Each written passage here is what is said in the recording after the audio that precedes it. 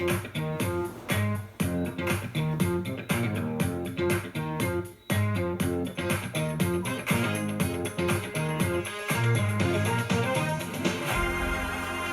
soir, dans votre émission Tous à bord, nous parlons tourisme vert, plus exactement spiritourisme avec nos invités. Ce soir, nous recevons Michel Fayad. Vous êtes responsable de l'habitation La Salle. Bonsoir. Bonsoir. Bienvenue. Merci.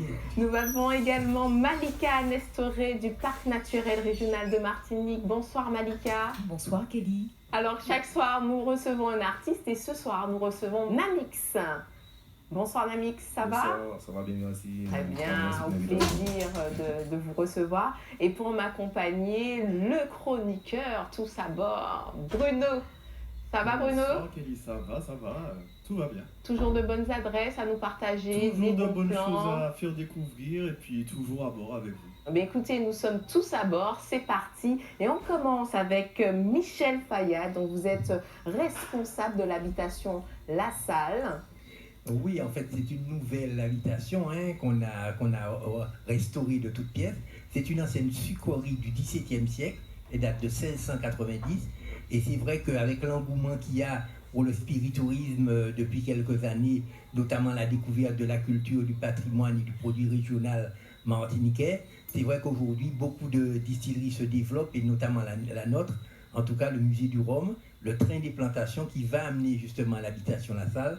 Et là, nous avons déjà effectivement un succès connu et reconnu et nous continuons dans ce sens-là. Alors on parle de rhum aujourd'hui, bien entendu, à consommer avec modération, toujours. Alors il y a, comme vous le disiez précédemment, il y a un fort intérêt pour le savoir-faire antique, sur les procédés de fabrication ou encore sur les outils de production du rhum de la Martinique. Oui, en fait, le rhum est arrivé comme un produit régional qui n'avait pas été suffisamment mis en avant lors des différentes promotions touristiques. En fait, pendant très longtemps, on s'est contenté de vendre du soleil, de la plage et du sable chaud. Oui. Maintenant, aujourd'hui, avec, disons, l'uniformisation des modes de vie, le touriste, ce qu'il cherche, c'est une particularité, une singularité dans le pays visité. Et c'est vrai qu'à ce moment-là, des plages, il y en a partout, du soleil aussi. Mais c'est vrai qu'un produit régional comme le rhum, d'appellation d'origine contrôlée martiniquais, qui a une histoire, qui a une culture et qui a un produit à vendre, du coup, on était sur du gagnant-gagnant à ce niveau-là. C'est vrai que le rhum est au cœur de l'histoire de l'île, de la Martinique, on est tous d'accord. C'est très imprimé dans la société martiniquaise et dans son histoire, puisque de nombreux touristes viennent chaque année afin de découvrir nos produits régionaux à consommer avec modération, bien sûr, et ça continue à traverser nos frontières et à faire beaucoup parler. Et c'est pour ça qu'on a créé ce nom-là, le spiritourisme, puisqu'il y a beaucoup de... Le spiritourisme, c'est le tourisme des spiritueux, en fait. Oui. Et c'est vrai qu'à ce niveau-là, on est pratiquement la première destination spiritourisme de France, dans la mesure où on a lié la destination Martinique qui attire déjà des touristes, et on l'a connecté aux différentes distilleries qui aussi attirent une clientèle particulière qui veulent ne serait-ce que non seulement goûter un produit qui est en appellation d'origine contrôlée, on est d'accord, mais surtout pouvoir repartir avec des bouteilles pour offrir à leurs amis, à leurs amis, etc. Donc, grosso modo, on a vu qu'un touriste de passage à la Martinique part avec 4 ou 5 bouteilles de rhum dans ses valises. Alors, après, bien sûr, il continue à le consommer puisqu'il le retrouve dans son pays d'origine et il en parle même à ses amis. Donc on est véritablement là dans une success story qui a commencé à la distillerie Saint-Jean. C'est une vraie fierté pour vous, Michel Fayad. C'est vrai parce qu'au début, personne n'y croyait. On se disait, bon, l'histoire du rhum, ça véhiculait une détresse, une problématique historique, etc.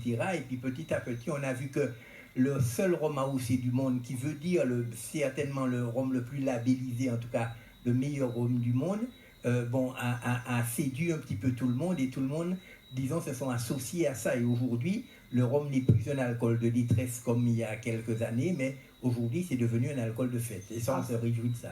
Comment ça s'est élaboré? Comment vous avez pensé justement c'est-à-dire que, je ne veux pas jouer celui qui a découvert ça. Mais disons que j'ai une double formation. Je suis d'une d'une famille issue de commerçants et j'ai fait beaucoup d'études d'histoire. Donc, quelque part, dans un premier temps, quand je suis arrivé au musée du Rhum, c'est vrai, je me suis dit, mais c'est quand même surprenant parce que voilà un produit typiquement martiniquais, un produit régional qui donne du travail à des Martiniquais, qui est originaire de la Martinique et qu'on peut vendre à des touristes et les touristes sont demandeurs de ça. Et c'est vrai qu'il y avait un petit blocage qu'on a fait sauter, bien sûr. Et puis, quelque part, on s'est dit, après, mais derrière ce produit-là, ben, il y a un patrimoine, il y a une culture, il y a une tradition, il y a une architecture. Enfin, il y a tous ces éléments-là. Et puis, en plus, si un touriste peut partir, non pas avec du soleil et de la plage dans ses souvenirs, mais avec une bouteille à offrir, donc en fait, c'est du tout gagnant. Et c'est vrai qu'on a développé ça. Et c'est vrai que petit à petit, on a vu que la filière se développait petit à petit. Et aujourd'hui, je vous annonce même qu'il y a de nouvelles distilleries qui sont en train de se créer de façon très artificielle. Bon, ben ça, c'est pas par la suite qu'on verra ce que ça va donner. Malika avait une question. Alors en fait, M. Fayad parlait de produits de fête. Et moi, j'irais même plus loin. Je parlerais de produits de fianté parce que vous étiez effectivement en train de le dire. Seul produit AOC du monde. Et donc, c'est vraiment un produit de fianté. Et toute l'organisation qui se met en place avec le spiritourisme permet de donner du sens, en fait, et d'être dans cette recherche d'authenticité que les touristes cherchent pour, effectivement, être pas simplement dans une découverte de plage, comme vous le disiez, il y en a partout, mais vraiment dans quelque chose qu'ils vont apprendre de différent sur un territoire. Et avec le Rhum, on a toute cette histoire, ce patrimoine dont vous parliez, et c'est vrai que ça donne du sens et de l'âme, et c'est vraiment un avantage concurrentiel, différentiel que le Rhum apporte aux autres destinations, à la Martinique par rapport aux autres destinations. Bien sûr, et puis surtout à ce moment-là, avec le spiritourisme, on met l'homme martiniquais avec sa culture, son patrimoine, ses traditions au cœur de la politique touristique martiniquaise.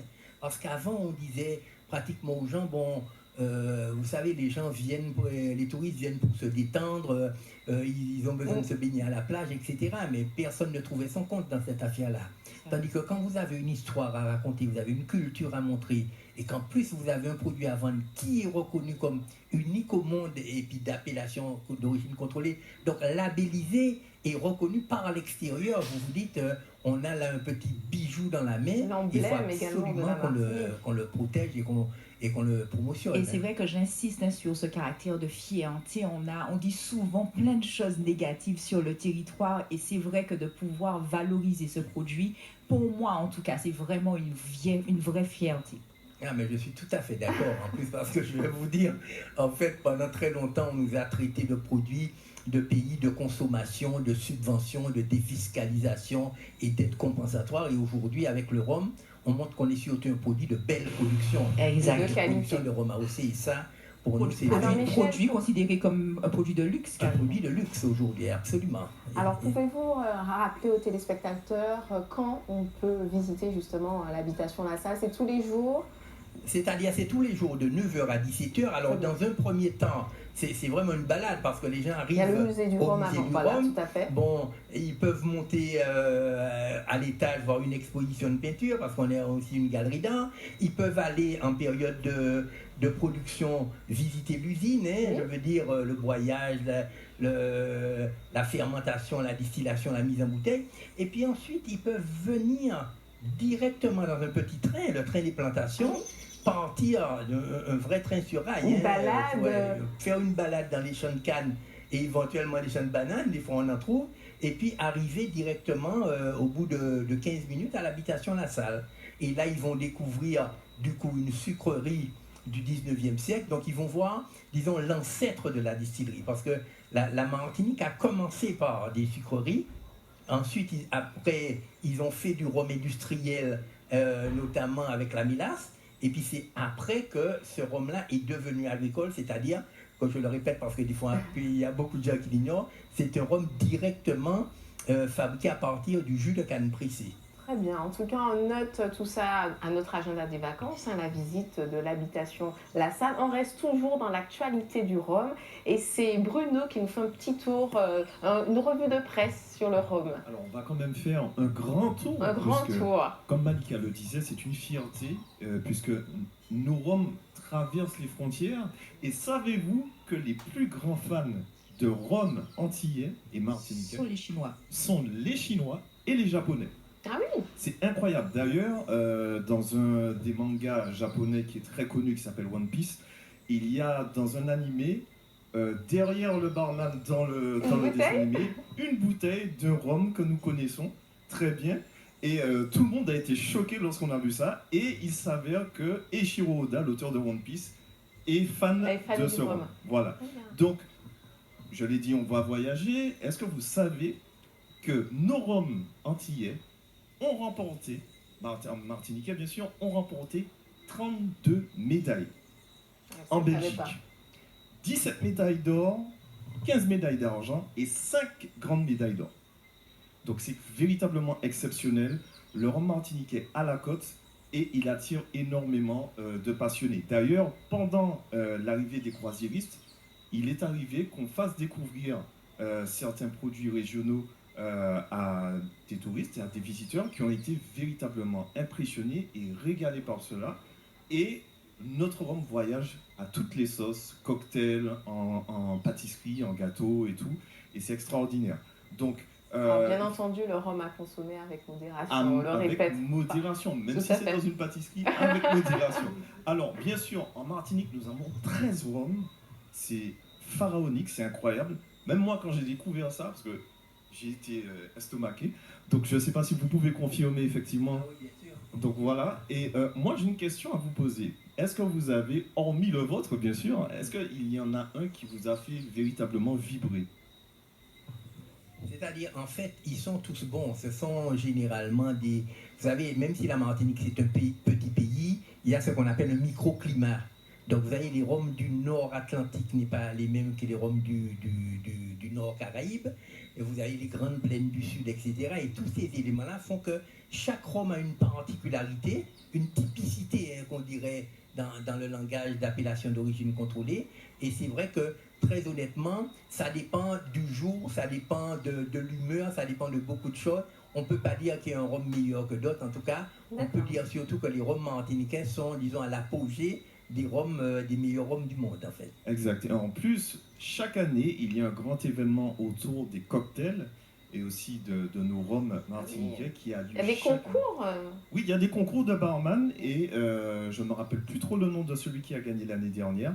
Mais franchement, ça a attiré énormément de monde. Et en parlant de barman, on a notre barman Djibril, que j'ai oublié de présenter puisqu'il est en train de nous concocter un cocktail qu'on va déguster en fin d'émission. Mais en tout cas, sans alcool, bien sûr. Il y a de nombreuses bouteilles qui sont vendues et aujourd'hui, les bouteilles sont devenues de véritables œuvres d'art, même des bijoux à collectionner.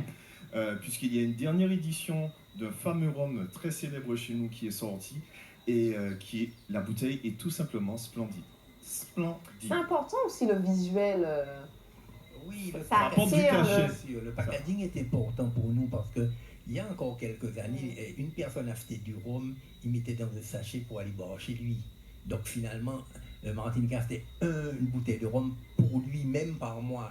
Aujourd'hui, avec le changement de packaging et puis surtout le spiritourisme qui est venu renforcer tout ça, ben, il en achète 10. Ouais. Pourquoi? Pour offrir à ses amis. Et pour collectionner aussi. Il y en a qui collectionnent aussi. Et puis il y en a qui collectionnent, et puis il y en a qui atteignent effectivement des sommets dans les ventes aux enchères. Vous en avez entendu parler. Et puis surtout ce que je voudrais rajouter, parce qu'on est machin, c'est qu'il y a ce que très peu de Martiniquais savent, c'est qu'il y a un festival du rhum martiniquais à Tokyo qui s'appelle le Rhum Festa, qui réunit énormément de clients, de visiteurs, etc.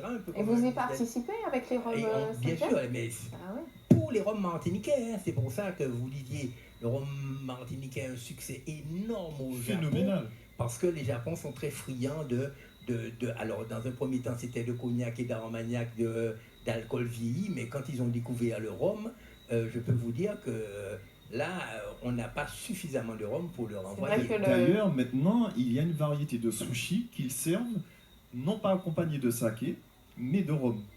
D'accord. Parce que, vous le savez, le japonais, c'est le saké, mais ils ont une nouvelle mode ces temps-ci, c'est ils le servent avec du rhum. Et c'est incroyable. Très bien. En tout cas, merci Bruno pour Ouais. cette chronique.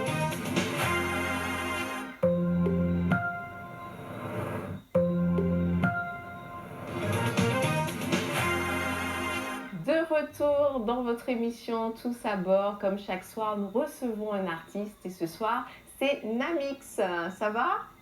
Ça va bien, merci. Et Ça toi? t'intéresse un petit peu le rhum? On parle de rhum, Oui, de patrimoine. beaucoup. Ça m'intéresse beaucoup. C'est très important de connaître ce qu'on voit ici en Martinique. Et justement, on parlait de visuel, d'images. C'est vrai, par exemple, dans les clips vidéo, je trouve qu'il y a souvent des bouteilles, enfin, pas de rhum. Ce serait peut-être une idée de mettre en avant un rhum de chez nous, pourquoi pas? Ben oui, c'est ce qui vient de chez nous, donc pourquoi pas le montrer au monde, quoi. On consomme bien sûr avec modération. Toujours. Alors, écoutez, c'est l'heure pour nous de passer au cocktail de Djibril qui nous a préparé pendant l'émission cocktail. Monsieur Djibril. C'est ça. Je notre note que chef. Djibril a choisi une couleur Merci. identique à ton chemisier. Justement, assorti au chemisier. C'est fait exprès, Djibril. Il va nous dire le tout ça. sur toi et le bon. Alors, je précise, bien entendu, cocktail sans alcool. Hein. Merci Je pensais Djibril. Toujours. qu'il y aurait eu le- Ah ben non, il pensait qu'il y aurait eu le rhum de Toujours Michel après, Payade. toujours. Eh ben non. En tout cas, on note que la petite décoration est toujours de mise. Hein. Je vous invite Toujours à bien déguster. réalisé. Alors celui-ci il s'appelle bois d'argile. Bois d'argile pourquoi? Parce qu'il est à base de sirop de bois d'Inde cannelle et sirop de groseille. Et je trouve que la couleur en fait penser à l'argile un peu. Et vous la avez petite- aussi de l'extrait de vanille. Et la petite déco, c'est bien de la C'est- groseille. C'est de l'hibiscus desséché, oui. Ah, C'est Donc, de la excellent et groseille. puis ça En tout cas, rafraîchit. Hein. c'est Qu'en très bon, pensez-vous, c'est très bon, franchement. C'est Michel? Ah ouais, c'est vraiment parfait. On a l'impression que c'est quelque chose de très frais dans le premier Exact. temps. Et c'est vrai que, bon, en plus la couleur, ça donne l'impression. On a l'impression que c'est de la groseille en fait. On a l'impression Ouais, que c'est un cocktail à base de groseille. C'est Sans sûr. alcool, En tout bien cas, sûr. c'est ah ouais. très- En tout cas, c'est pas trop Exactement. sucré. C'est pas trop sucré, c'est frais. Exactement en plus. Il m'a fait un petit clin d'œil, effectivement, assorti au Tu es chemisier. une femme d'argile. Merci. En tout cas, sur ces mots de Bruno, c'est la fin de notre émission Tous à bord. On se retrouve demain, bien entendu, 18h15 sur votre chaîne Via TV. N'oubliez pas que vous pouvez télécharger l'application Via TV afin justement de partager, de revoir votre émission Tous à bord.